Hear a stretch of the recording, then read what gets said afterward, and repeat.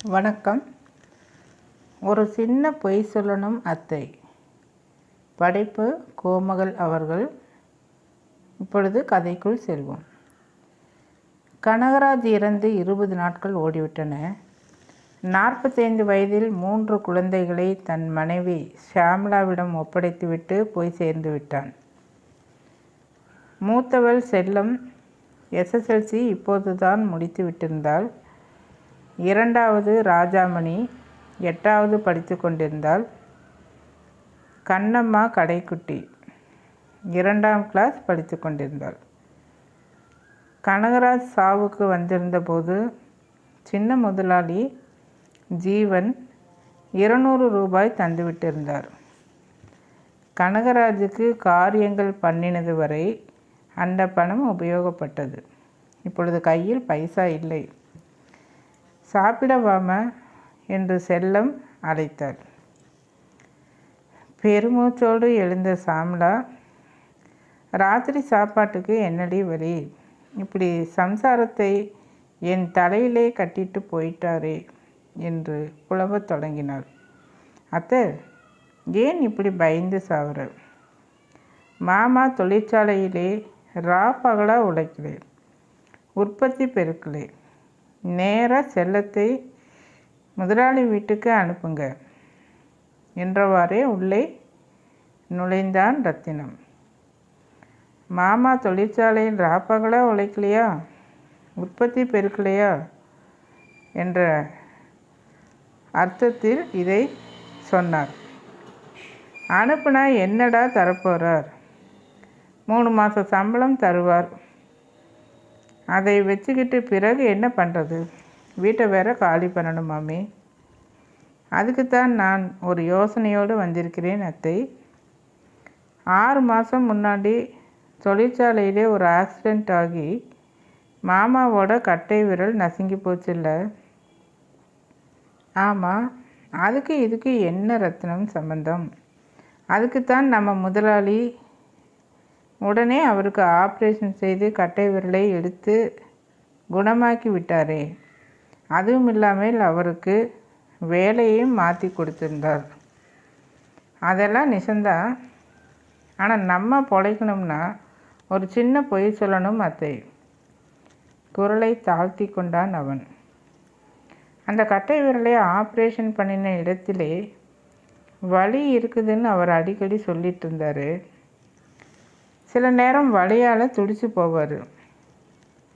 என்கிட்ட அப்படியெல்லாம் சொல்லலையே, உனக்கு எப்படி தெரியும்? அது அப்படி சொன்னதாகத்தான் பொய் சொல்கிறேன். ஏன் அப்படி சொல்லணும்? பின்ன பொழைக்க வழி? நீ சொல்கிறது ஒன்றும் புரியலே ரத்னம். அந்த கட்டை விரல் வெட்டின புண்ணிலே செப்டிக் ஆகி போச்சு அப்படின்னா புறையோடி போச்சுன்னு அர்த்தம். அதனால தான் காய்ச்சல் வந்து மாமா செத்து போனார்னு ஒரு குற்றம் சாட்டணும். அடப்பாவி, அது தப்பு இல்லையா அத்தை? தப்பு ரைட்டுன்னு இந்த காலத்தில் யார் பார்க்குறாங்க? வலி ஒன்று இருந்தால் அது குறுக்கு வலியானாலும் கூட கதவை தட்டி பார்க்கணும். இல்லை அந்த கதவை உடைச்சே ஆகணும். உங்கள் தொழிற்சாலையில் நடந்த விபத்தில்தான் என் புருஷன் கட்டை விரலை எடுக்க வேண்டி வந்தது. அதனாலே புறையோடித்தான் என் கணவர் இறந்து போனார் என்ற பொய்யை நான் சொல்லணும் அப்படின்னு சொல்கிறார். இன்றைக்கி குடும்பம் அனாதையாகிவிட்டது. அதனால் ஒரு 10,000 ரூபாய் குடும்பத்துக்கு தந்து உதவணும்னு நீ போய் முதலாளிகிட்ட கேட்கணும். மறுத்தா கோர்ட்டுக்கு போவேன்னு சொல்லணும். அதுக்கும் மசியலைன்னா ஸ்ட்ரைக். கொஞ்சம் கொஞ்சமாக அவளை கரைக்கும் விதமாக கூறினான் ரத்தினம். ஷியாமளா பதறினாள். வேண்டாம்ப்பா, என் குடி பட்டினி கிடக்குதேன்னு ஒட்டு மொத்தமாக ஸ்ட்ரைக்குங்கிற பேரில் மற்றவங்களே பட்டினி போடுறது நியாயமில்லை. நீ போயிடு. என் புருஷன் முதலாளிகிட்ட எம்பிட்டு பிரியமாக மறுவாதியாக இருந்தார்னு எனக்கு தான் தெரியும். அவரோட ஆத்மா நல்ல கதிக்கு போகணும்னா நான் இப்படி பண்ணினால் நடக்காது. வேண்டாம்ப்பா, நீ போயிடு.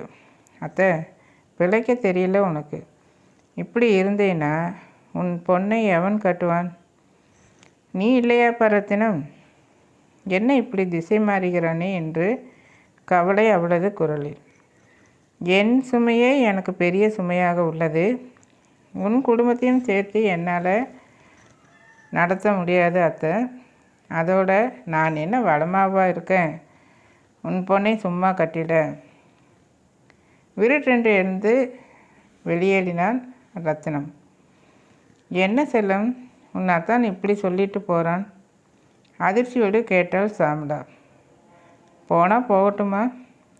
மறுபடியும் அவர் இங்கே வர வேண்டாம். உண்ட வீட்டுக்கே துரோகம் பண்ணுற மாதிரி இம்மாவும் பெரிய தொழிற்சாலையிலே ஸ்ட்ரைக் பண்ண வச்சு பார்க்க போகிறாராம்.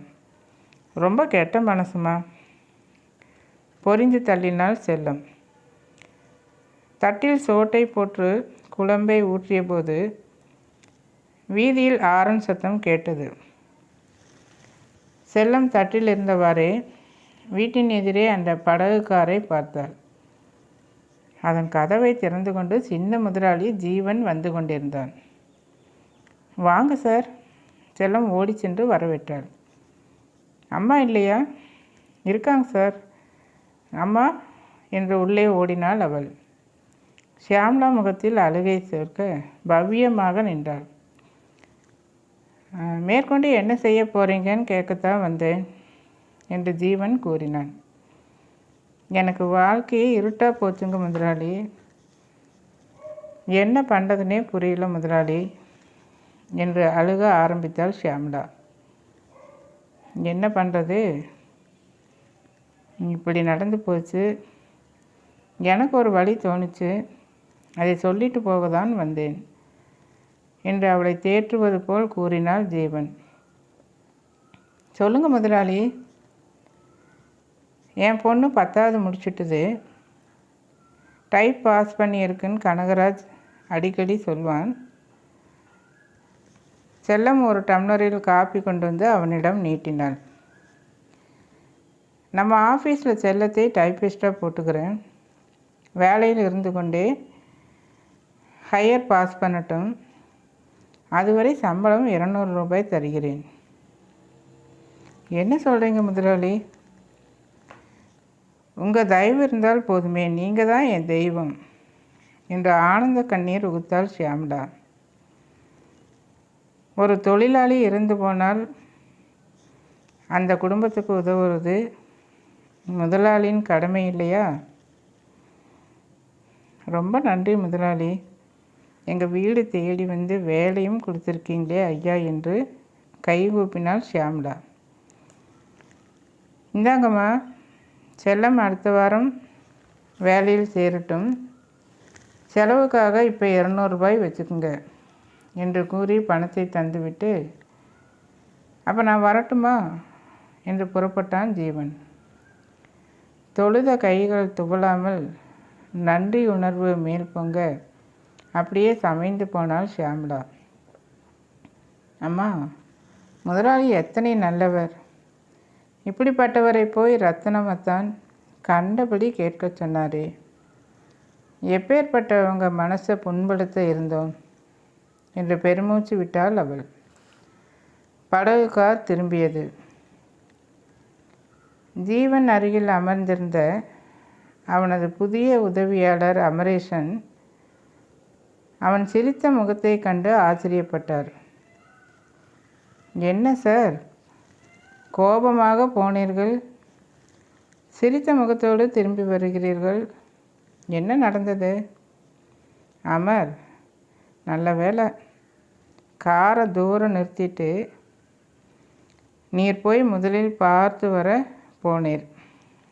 அதனால்தான் ரத்னம் பேசியதையும் கனகராஜ் ஒய்ஃப் பேசியதையும் தெரிஞ்சுக்க முடிஞ்சது. இன்றைக்கி ரத்னம் சொன்னதை கேட்காத மனசு நாளைக்கு கஷ்டம் அதிகமாகும் பொழுது என்ன செய்யும்? ஒரு நாள் இல்லாட்டி ஒரு நாள் இன்னொரு நாள் சரின்னு சொல்லிடும். அப்போ என்ன நடக்கும்? அதையெல்லாம் நினச்சி பார்த்தேன். அதனால்தான் வீட்டை காலி பண்ண சொல்ல போன நான் அந்த பெண்ணை வேலை கொடுத்து காப்பாற்றினேன். லட்சக்கணக்காக லாபம் தர்ற தொழிற்சாலையை மூடும்படி வந்தால் அவர்கள் மட்டுமா பட்டினி கிடப்பார்கள்? நம் லாபம் அத்தனை லட்சங்களையும் நஷ்டமடையும். அமரேசனுக்கு வாய் அடைத்தது. அவர் மனதிற்குள் நினைத்தார்,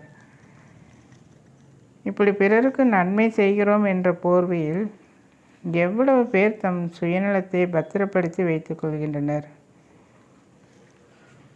ஏதோ வெற்றி மிதப்பில் இவரிடம் உண்மையை சொல்லி தான் உண்மையை சொல்லிவிட்டோமே என்று தன்னையே கடிந்து கொண்ட ஜீவன் இனி இவர் வாயை அடைக்க எத்தனை ஆயிரங்கள் தர வேண்டியுள்ளதோ என்று கவலைப்பட ஆரம்பித்தார். நன்றி, வணக்கம். இந்த கதை உங்களுக்கு பிடித்திருந்தால் லைக் பண்ணுங்கள், ஷேர் பண்ணுங்கள், மறக்காமல் இந்த சேனலை சப்ஸ்கிரைப் பண்ணுங்கள். நன்றி, வணக்கம்.